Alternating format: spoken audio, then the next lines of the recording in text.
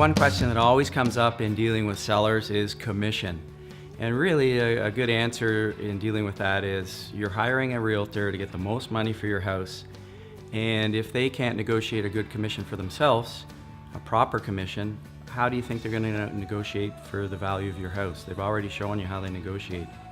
The reality with that as well is it isn't just a, put the sign on the lawn, take some photos, answer some calls, show it, sell it, and it's done. Because it isn't always that easy. When that does happen, that's a real nice treat. And both the seller, usually the buyer, and the realtor all win, and that's fabulous. But there are those different and more difficult deals. So you have to be reasonable. I think you have to weigh it back and forth with your client and come up with something that's reasonable. When you are going to a doctor, do you ever talk to the doctor and discuss maybe a surgery and thinking that, that's a little high in the services. I know I really like what you have to offer, but I was just thinking maybe we can cut that down a little bit. Yep. That's the same thing that we have as a profession. We are a professional, and when you do hire a full service realtor, you are trying to get the person that will best service your needs. So commission's a big deal, right? It's a lot of money that you're investing to sell your home. But at the same time, if you're going to be working with an agent, you're going to have to pay a fee for the service. And in my experience with many different things, you get what you pay for. So when it comes to commission, that's no different either.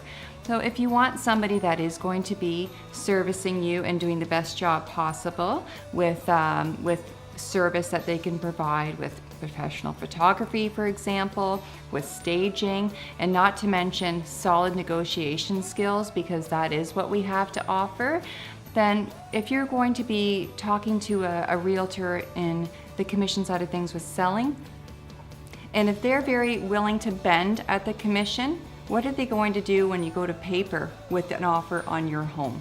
Are they going to bend on, it's a pretty decent offer, you should go for that? Or are they going to fight for you and try and get the best dollar possible? So when you are talking to a realtor, take that into consideration. If they're easy to bend on commission, are they going to be easy to bend on your behalf with the offer?